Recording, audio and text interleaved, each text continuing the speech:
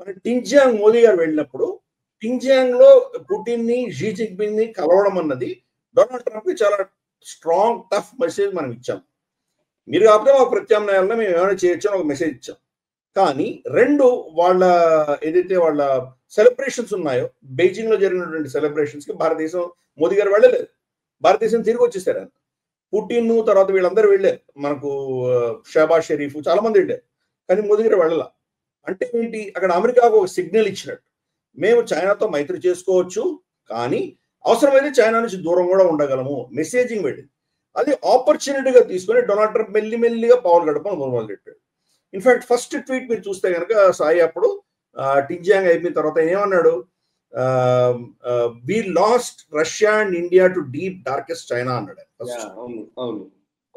ఈ రోజు ఇచ్చిన ట్వీట్ ఏంటి, India and Modi great friends అంటున్నాడు. అంటే కంప్లీట్ యూటర్నే కదా, మరి కంప్లీట్ యూటర్న్ తిరిగాడు కదా.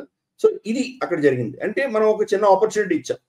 మోదీ గారు 4 కాల్స్ తీసుకోలేదు డొనాల్డ్ ట్రంప్ కాల్ చేస్తే. ఎందుకు మనకు తెలుసు, కాల్లో నేను మోదీని వంచేశాను, అణిచేశాను, మోదీని మొత్తం నా సైడ్ తిప్పేసుకున్నాను, మోదీ దాసోహం అన్నాడు, ఇటువంటి ఏవో డైలాగ్ కొట్టుండేవాడు. అందుకని మోదీ గారు 4 కాల్స్ పికప్ చేయలేదు. కానీ పుట్టినరోజు చేసిన కాల్ మాత్రం పికప్ చేశారు మోదీ. దాంట్లో చాలా స్పష్టంగా చెప్పారు, థ్యాంక్స్ ఫర్ యువర్ విషెస్ అన్నారు. అంతే. మాతో మైత్రి పెట్టుకుంటే మేము కూడా మైత్రి పెట్టుకోవడానికి సిద్ధంగా ఉన్నామని చెప్తున్నాము. సో మనం కంప్లీట్ గా అమెరికాని దూరం పెట్టట్లేదు, వాళ్ళకు ఆప్షన్స్ ఇస్తున్నాం. మాతో మైత్రి పెట్టుకునేటువంటి ఆప్షన్స్ మీరు కనుక సీరియస్ గా ఉంటే వీఆర్ రెడీ అని మెసేజ్ ఇస్తున్నాము. మీరు మమ్మల్ని బెదిరిస్తే మాత్రం దానికి కూడా మేము రెడీగా ఉన్నామని చెప్పి 2 మెసేజ్లు ఇచ్చాం. సో ఇప్పుడు యూటర్న్ తీసుకోవాల్సిన అవసరం డొనాల్డ్ ట్రంప్ ఉన్నది కాబట్టి మెల్లిగా మొదలు పెట్టాడు. సరే, ఇప్పుడు మన మీద ఆల్రెడీ ఈ ఆయిల్ కి రిలేటెడ్ 25% టారిఫ్ వేసాడు కాబట్టి అడిషనల్ గా ఇంకా అంతకంటే ఏం చేయలేడు. చైనా మీద వేయలేదు, తను వేయలేడు. ఇంకేం చేస్తున్నాడు, యూరోప్ ని వేయమంటున్నాడు. మీరు రష్యా దగ్గర నుంచి కొనకండి, మీరు చైనా మీద టారిఫ్లు వేయండి, లేదా మనం అందరం కలిసి రష్యాకు వ్యతిరేకంగా మనం టారిఫ్లు వేద్దాం, ఇలా మొదలు పెట్టాడు. సో ఇప్పుడు భారతదేశం ఫోకస్ నుంచి వెళ్ళిపోయింది. అక్కడ రష్యా నిజంగా రష్యా మీద వెళ్ళానో టార్గెట్ చేయదలుచుకుంటే భారతదేశం మీద మీరు ఒత్తిడి తీసుకొస్తే దానివల్ల లాభం లేదు అని అర్థమైంది. సో కాబట్టి ఇప్పుడు యూరోప్ మీద ఒత్తిడి తీసుకొస్తున్నాడు. యూరోప్ ఏమో భారతదేశం లేని వాళ్ళకు ఆయిల్ పుట్టేటువంటి పరిస్థితి లేదు. ఈరోజు మనమే రిఫైన్ చేసి పంపిస్తున్నాం వాళ్ళకి. కాబట్టి ఈ పరిస్థితిలో మళ్ళీ యూటర్న్ తీసుకోక తప్పట్లేదు. గతంలో పీయూష్ గోయల్ గారి ఆధ్వర్యంలో మనం ట్రేడ్ టాక్స్ లో మనం ఒక ఫైనల్ ముసాయిదా తయారు చేసి డొనాల్డ్ ట్రంప్కి ఇచ్చాం. ఎంతవరకు మనం ఒప్పుకోవచ్చు, ఎక్కడ మనకు రెడ్ లైన్స్ ఉన్నాయి, ఇవన్నీ కూడా చెప్పి ఇచ్చేసాం. సో వాళ్ళ ట్రేడ్ డెలిగేషన్ ఒప్పుకుంది, ఓకే ఇదంతా ఓకే అని చెప్పి ఒప్పుకున్నారు. కానీ డొనాల్డ్ ట్రంప్ దాన్ని తిరస్కరించాడు.